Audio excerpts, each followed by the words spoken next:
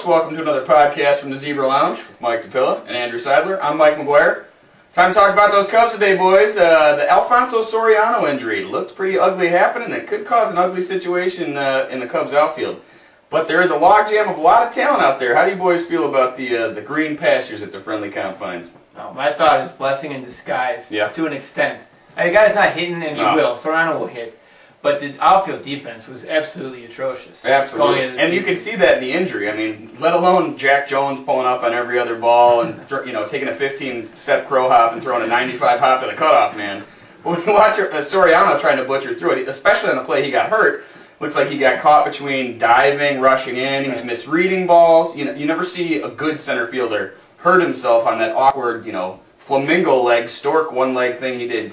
Your Ryan Friels, your Andrew Jones, those guys are laying out for that ball, and they're charging hard. And it's, I think, his apprehension and lack of experience that led to his injury. I agree. But I will agree, it is a blessing in disguise. There's a lot of good bats in that Cubs lineup. I mean, with Soriano, he has an excuse. First time in center field.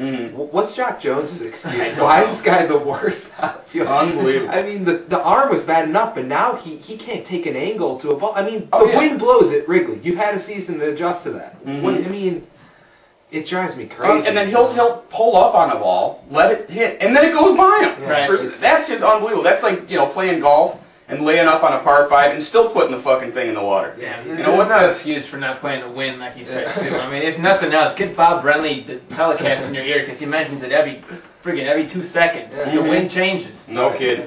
You gotta Thanks, Tom Skilling. Yeah. No kid. All right, so Felix Pie comes up, though. That's my point. That's the blessing in disguise. The Cubs are doing their pitchers no favors by putting those guys in the outfield. You call it PA, and I think the guy immediately, as we've said, the best defensive outfielder on the Cubs. Absolutely. Without even putting a mid on. No doubt.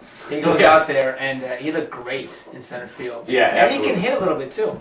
But he'll come. Yeah. But, I mean, can you afford to be patient with him and Merton offensively? I mean, you're talking about 5 outfielders who are all going to want a lot of time there, command time. Yeah, I'm kind of liking that they have a bunch of young guys out there. You can see Carrio and Merton and PA out there on the same day. It's like, hey, look, there's some young talent on the Cubs, believe it or not. And PA, I guess, Corey Patterson gives you moment for pause. With PA, do you really want to rush him through? That's my concern. And it's unfair to, they're 2 different situations, 2 different players, but at the same time, there are parallels. You have to worry about ruining a guy. And when the Tribune calls his debut stellar, 1 for 6, yeah. Right. And they're already putting a crown on his head, you got to worry a little. Crown his ass. I'll tell you, I don't know. Crown in his head. I think he's good enough. I mean, I think you give him a job. I don't necessarily know if he has to start every day. I don't want to ruin him either, but there's a spot for him on that team, because right now, Ryan Terrio is the defensive replacement at left field, and that's ugly. I mean, that's a guy you're converting from the infield to be your defensive replacement for other converted infielders basically stuck in the outfield.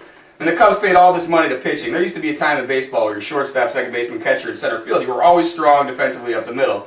And the Cubs could, play themselves out of contention simply by not catching the ball on routine plays that everyone else makes. So I want to see him on the team. When Soriano's good, ready to play again, do you guys see then PA staying up with the team? I hope so. Because, I mean, that spot was originally going to Angel Pagan. Yeah. Whatever the hell. Well, but they brought unless PA tears the world on fire, I don't see him sticking yet. Although I would stay with him. Yeah. I like him. But I mean, case in point, example number 1 about how defense loses games: the Zambrano meltdown game. All started from a drop pop-up by Soriano in center field. 5 runs later, Cubs lost. Yeah. No, definitely. There you go. I mean, no, it can create a lot of problems early in the season, and you have to go deeper in your bullpen. I mean, it's a trickle down effect, players like that. So, and they don't have that many holes. You can see why the Cubs could be a contender this year. They can hit, they can pitch. If they can't catch, none of that shit's gonna matter. So, hopefully they get it figured out. They certainly got a lot of options in the outfield, but details to follow. It's always a mystery at the friendly confines. For Mike and Andrew, I'm Mike saying, let's go Cubs, get it figured out.